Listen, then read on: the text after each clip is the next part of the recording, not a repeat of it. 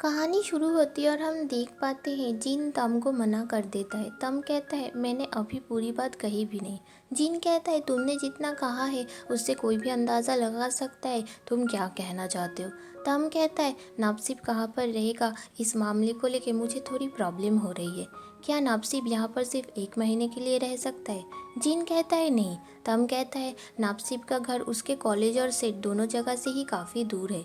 जिन कहता है नापसिब किसी होटल में भी रह सकता है, तुम लोगों की एजेंसी काफ़ी अमीर है।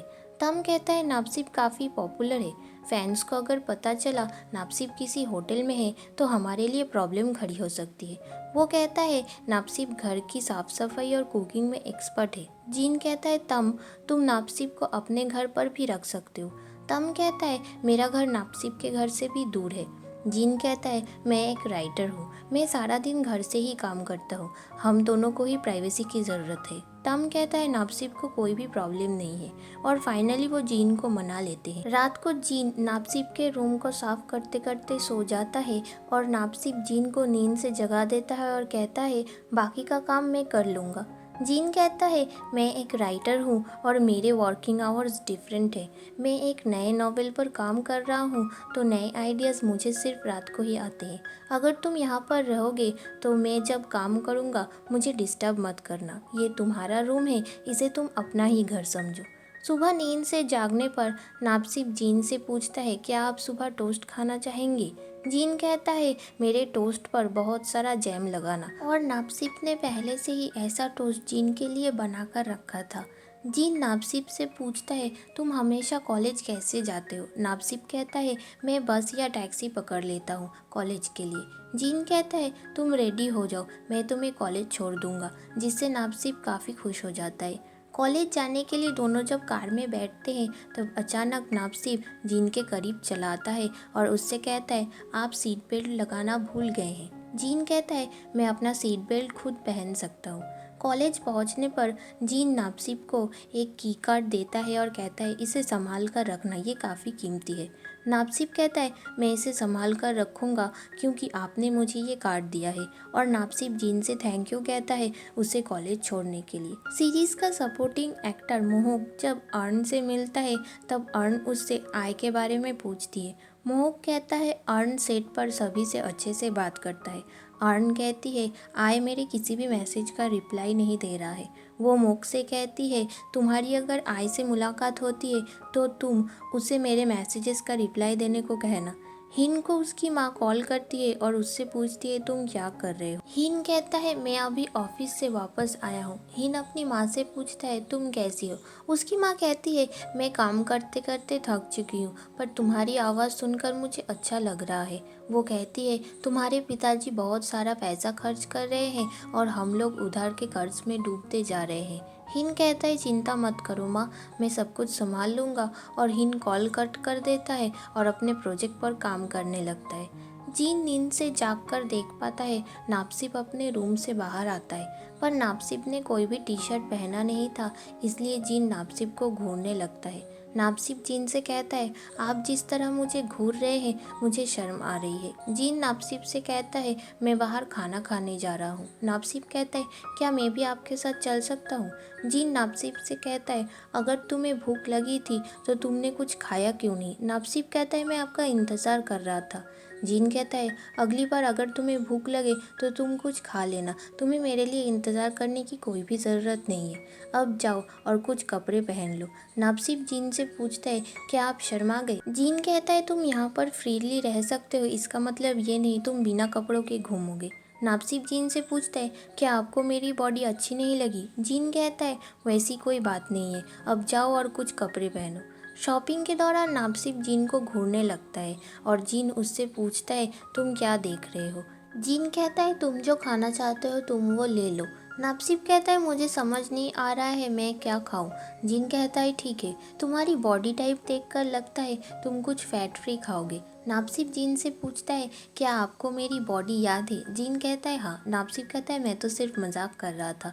नापसीब को जब एक फ़ैन पहचान लेती है तब वो कहता है ज़्यादातर लोग मुझे एक्टर नापसीब समझने की गलती कर देते हैं। वो कहता है मैं यहाँ पर अभी अभी अपने बॉयफ्रेंड के साथ शिफ्ट हुआ हूँ। ये बात सुनकर जीन नापसीब पर गुस्सा हो जाता है। नापसीब कहता है अगर लोगों को पता चल गया मैं यहाँ पर हूँ तो हम लोगों के लिए मुसीबत खड़ी हो सकती है। और जीन गुस्से में नापसीब को सीब कहकर बुलाने लगता है, जिससे नापसीब और भी खुश हो जाता है और जीन से कहता है आप जिस तरह मुझसे बात कर रहे हैं मुझे लग रहा है हम दोनों एक दूसरे के काफ़ी करीब आ गए हैं। सुबह जीन जब अपने बुक के लिए मैन्युस्क्रिप्ट लिखने की कोशिश करता है तब वो मैन्युस्क्रिप्ट लिख नहीं पाता है।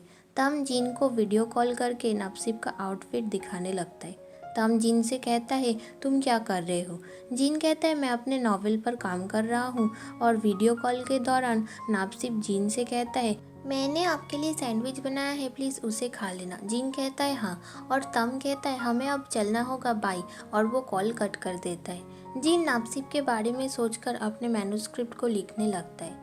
शूट के दौरान मैं आय और नापसीब को इंस्ट्रक्शन देने लगता है। फोटोशूट के बाद जब आय और मोहक की मुलाकात होती है तब मोहक उससे कहता है अर्न के मैसेजेस का रिप्लाई करो, वो तुम्हारे बारे में फ़िक्र कर रही है। आय कहता है तुम ना अर्न का स्पाई बनना बंद करो, ये काफ़ी इरिटेटिंग लगता है मुझे। तम से मिलने टिफ़ी नापसीब के रूम में आती है।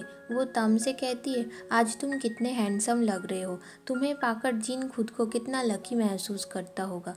तम कहता है जिन सिर्फ मेरा पुराना दोस्त है, हम दोनों के बीच वैसा कुछ भी नहीं है। टिफ़ी तम से कहती है मेकअप की टीम अभी सेट पर है, प्लीज़ मेकअप करने में मेरी मदद करो। तम टिफ़ी को लिपस्टिक लगाने में मदद करता है। तम जब टिफ़ी का लिपस्टिक अप्लाई कर रहा था तब वो उसे अच्छे से निहारने लगता है। टिफ़ी भी तम की मेकअप करने में मदद करती है और मेकअप के दौरान वो दोनों एक दूसरे को घूरने लगते हैं। और तभी मेकअप टीम चली आती है और टिफ़ी चली जाती है। तम मन ही मन हंसने लगता है। जीन जब बाहर जा रहा था तभी नापसीब को कार में कोई छोड़कर जाता है। जीन नापसीब से पूछता है तुम्हें कौन छोड़ने आया था। नापसीब कहता है शूटिंग से कोई इसी रास्ते से जा रहा था, इसलिए वो मुझे यहाँ पर छोड़कर चला गया। जीन नापसीब से पूछता है मैं बाहर खाना खाने जा रहा हूँ, क्या तुम मेरे साथ खाना खाने चलोगे। नापसीब कहता है क्या आप मुझे खाने पर इनवाइट कर रहे हैं। जीन कहता है हाँ। वो कहता है अगर तुम नहीं चल रहे हो तो मैं जा रहा हूँ। और जीन चला जाता है।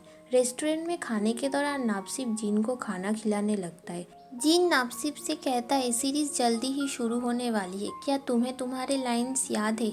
नापसीब कहता है मैंने अभी मेरे लाइंस को प्रैक्टिस नहीं किया है। वो कहता है घर वापस जाने पर क्या आप मुझे मेरे लाइंस को याद करने में मदद कर सकते हैं। जीन कहता है मुझे बिल्कुल भी एक्टिंग नहीं आती है। नापसीब कहता है आपको एक्टिंग करने की कोई भी ज़रूरत नहीं है, आपको सिर्फ लाइंस को पढ़ना होगा। और नापसीब के कई बार कहने पर जीन मान जाता है। रात को जीन जब नापसीब को अपने लाइंस को याद करने में मदद कर रहा था तब नापसीब अपने कैरेक्टर में घुस जाता है और जीन के चेहरे को पकड़ लेता है। जीन कहता है तुम इतने रियलिस्टिक तरीके से अपने कैरेक्टर को प्ले कर रहे हो, तुम मुझे भी इस कैरेक्टर को प्ले करने के लिए मजबूर कर रहे हो, पर मुझसे ये सब नहीं होगा। नापसीब कहता है तुम सिर्फ लाइंस को पढ़ो, मैं एक्टिंग कर लूँगा। और वो एक किसिंग सीन की प्रैक्टिस करने लगते हैं। नापसीब जीन को किस करने ही वाला था पर जीन कहता है तुम ये क्या कर रहे हो। नापसीब कहता है मैं तो सिर्फ अपने लाइंस को प्रैक्टिस कर रहा हूँ। जीन कहता है पर ये तो एक किसिंग सीन है। नापसीब कहता है शूटिंग के दौरान मुझे अपने को एक्टर को किस करना होगा। जीन कहता है पर मैं एक्टर नहीं हूँ। नापसीब कहता है तो आप कैसा फील कर रहे थे जब आप इस नॉवेल को लिख रहे थे। मैं इस सीन को ट्राई करना चाहता था क्योंकि मैं जानना चाहता था आप कैसा फील कर रहे थे, पर अगर आपको मेरे किस करने से प्रॉब्लम है तो मैं आपको किस नहीं करूँगा। जीन कहता है मैंने ही इस सीन को लिखा है, मुझे कोई भी प्रॉब्लम नहीं है। और नापसीब जीन को किस करने लगता है। जीन उन दोनों के किस के बारे में सोचकर अपने नॉवेल को लिखने लगता है। और इसी के साथ दोस्तों सेकेंड एपिसोड की कहानी ख़त्म होती है।